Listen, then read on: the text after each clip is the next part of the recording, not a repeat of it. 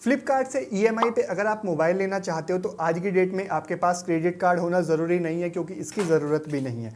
अब आप अपने डेबिट कार्ड यानी एटीएम कार्ड पे ही ईएमआई पे मोबाइल ले सकते हो, या फिर और कोई चीज़ आपको लेनी है तो वो भी आप अपने डेबिट कार्ड के थ्रू ईएमआई पे फ्लिपकार्ट से ले सकते हो।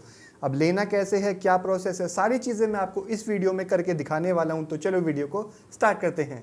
अब देखो, अगर आप ये फैसिलिटी लेना चाहते हो फ्लिपकार्ट डेबिट कार्ड ईएमआई की, तो अभी फ्लिपकार्ट के देखो टर्म एंड कंडीशन में 4 बैंक्स हैं, HDFC bank, axis bank, ICICI और एसबीआई। अगर इन 4 बैंक में से किसी एक का डेबिट कार्ड आपके पास है तो आपको ये डेबिट कार्ड ईएमआई फ्लिपकार्ट पे मिल पाएगी, अदरवाइज मिलना मुश्किल है। अगर और किसी बैंक का है, जैसे कि कोई प्राइवेट बैंक है जैसे कि कोटक है या आईडीएफसी और कोई है, तो उसके बारे में मैं आपको वीडियो के एंड में बताऊंगा कि क्या करना है। मेन यहाँ पे 4 बैंक से जो मैंने आपको बताए हैं, इनमें से किसी एक का डेबिट कार्ड है तो आपको डेबिट कार्ड ईएमआई मिल सकती है। अब मिलेगी कैसे? देखो, ये जो डेबिट कार्ड ईएमआई है, ये फैसिलिटी आपको आपका बैंक प्रोवाइड करता है, फ्लिपकार्ट प्रोवाइड नहीं करता। फ्लिपकार्ट पे बस आप इसको ले सकते हो। तो अगर आपके पास इन चारों में से किसी का डेबिट कार्ड है तो पहले आपको अब अपनी एलिजिबिलिटी चेक करनी होगी ये डेबिट कार्ड ईएमआई की।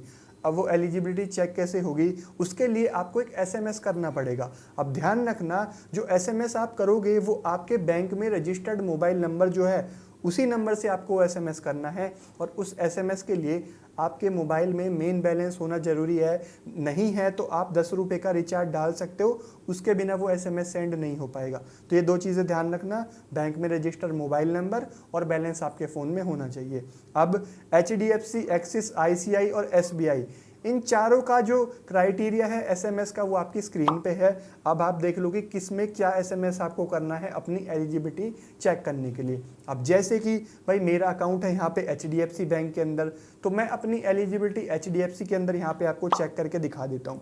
अब देखो, जैसा कि एचडीएफसी में अभी आपने देखा, उसमें मुझे एसएमएस सेंड करना होगा 56676712 पे कैपिटल लेटर में माई एचडीएफसी लिख के। अब आपके पास एसबीआई है या आईसीआई है या एक्सिस है, जो भी है उसका क्राइटेरिया आप पीछे वीडियो में पॉज करके स्क्रीनशॉट मार लेना, बाद में आप वो प्रोसेस कर लेना, लेकिन पहले पूरा वीडियो देख लो।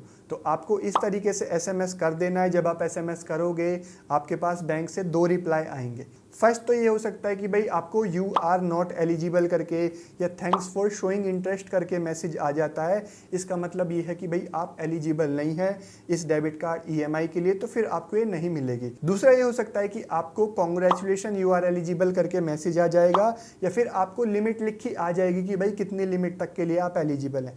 जैसे कि यहाँ पे आप देख रहे होगे, मुझे 1.75 लाख रुपीज़ तक का कंज्यूमर लोन का ऑफर आया है। बेसिकली जो डेबिट कार्ड ईएमआई होती है ये कंज्यूमर लोन होता है, तो मैं 1.75 लाख रुपीज़ तक का कुछ भी खरीद सकता हूँ। फ्लिपकार्ट से ही नहीं, कहीं और भी मेरे को डेबिट कार्ड ईएमआई अगर करानी है अमेजोन पे या बाहर मार्केट में, तो वो भी हो जाती है। लेकिन फिलहाल हम बात कर रहे हैं फ्लिपकार्ट के बारे में, तो फिर मैं यहाँ पे कोई भी चीज़ ले सकता हूँ। ऐसे ही जब आप एलिजिबल हो जाओगे, आपकी लिमिट लिखी आ जाएगी, तो फिर आप कोई भी प्रोडक्ट फिर ऐसे ईएमआई पे ले सकते हो। ध्यान रखना, ले वो सकते हो, जितनी लिमिट का आपको एसएमएस आया है ना, उतनी लिमिट के अंदर का ही फिर आप प्रोडक्ट चूज़ करो।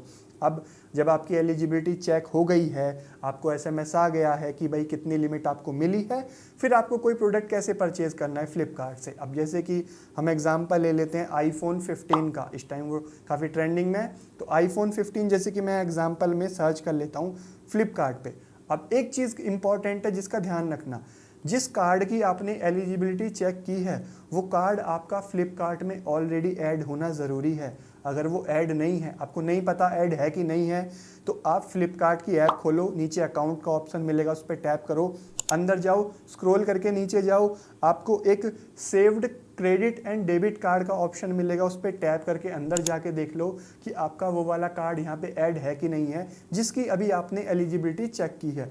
अगर वो यहाँ पे ऐड नहीं है तो पहले वो आपको ऐड करना पड़ेगा। अब ऐड आप डायरेक्ट नहीं कर सकते। अब ऐड करने का एक तरीका पहले मैं आपको बता देता हूँ।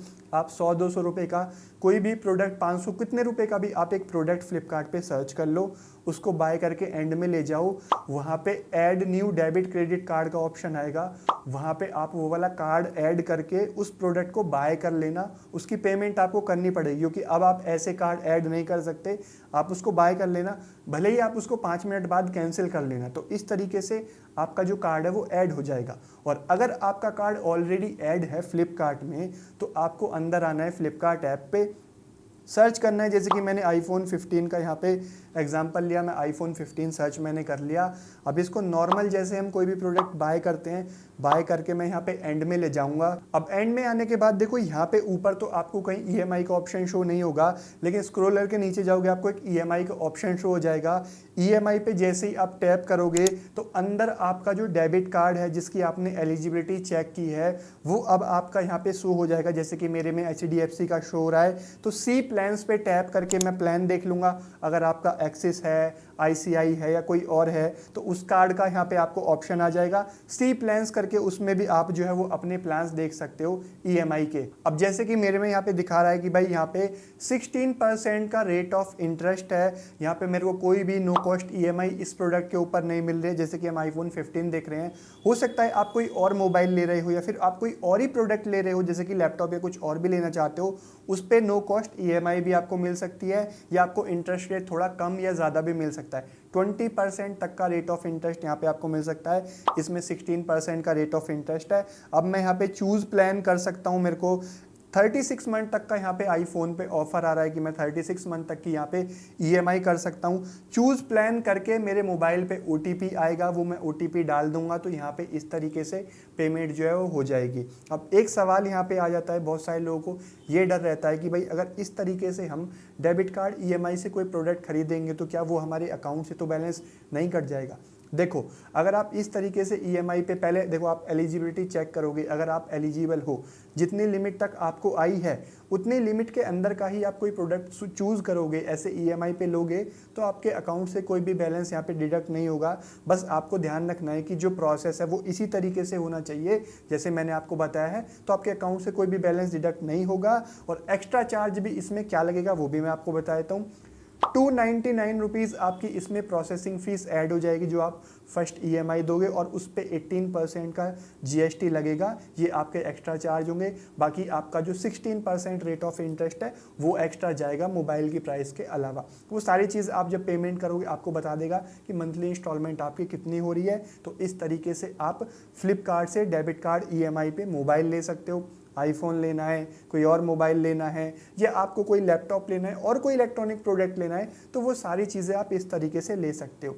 अब ये HDFC का मैंने आपको बताया, सेम ICI, एक्सिस, SBI का भी इसी तरीके से होगा। बस चारों का जो SMS का एलिजिबिलिटी क्राइटेरिया था वो थोड़ा डिफरेंट था, बाकी सारी चीज़ें सेम रहेंगी। अब आ जाते हैं एंड में। देखो, जैसा कि मैंने आपको स्टार्टिंग में बताया कि इन 4 बैंक्स पे आपको फ्लिपकार्ट पे मिल पाएगी। अगर आपके पास किसी और का डेबिट कार्ड है, देखो फेडरल बैंक, कोटक और IDFC, इनमें से किसी का डेबिट कार्ड आपके पास है, उन 4 का नहीं है, तो भी आपको डेबिट कार्ड EMI मिल सकती है, लेकिन फ्लिपकार्ट पे आपको नहीं मिल पाएगी, कहीं और से आपको मिल जाएगी। अब स्क्रीन पे आप देखो, आपको इनका प्रोसेस मिल जाएगा कि इनकी एलिजिबिलिटी क्राइटेरिया क्या है। आपके पास इनमें से किसी का डेबिट कार्ड है तो आप इनका प्रोसेस करके देख लो। अगर आप एलिजिबल हो जाते हो, आपको लिमिट लिखी आ जाती है, तो इनसे आप अमेजोन पे जो है वो ले सकते हो प्रोडक्ट। फ्लिपकार्ट पे नहीं मिल रहा, ठीक है, अगर आपको मोबाइल लेना ही है तो आप अमेजोन पे ले सकते हो। अमेजोन के अलावा आप अपने आसपास में मार्केट जो है वहाँ पे भी जाके ट्राई कर सकते हो। जो बड़े बड़े इलेक्ट्रॉनिक स्टोर्स हैं, जैसे कि क्रोमा हो गया, रिलायंस डिजिटल हो गया, विजय सेल्स हो गया, इन पे भी ये डेबिट कार्ड के थ्रू EMI मिल जाती है। तो आप ऐसे अपनी एलिजिबिलिटी चेक करके वहाँ पे चले जाओ, उनको पूछ लो कि भाई ये वाला कार्ड है, मैं एलिजिबल हूँ, मुझे मोबाइल वो वाला मिल पाएगा कि नहीं मिल पाएगा। तो ऐसे आप डेबिट कार्ड के थ्रू EMI पे प्रोडक्ट ले सकते हो।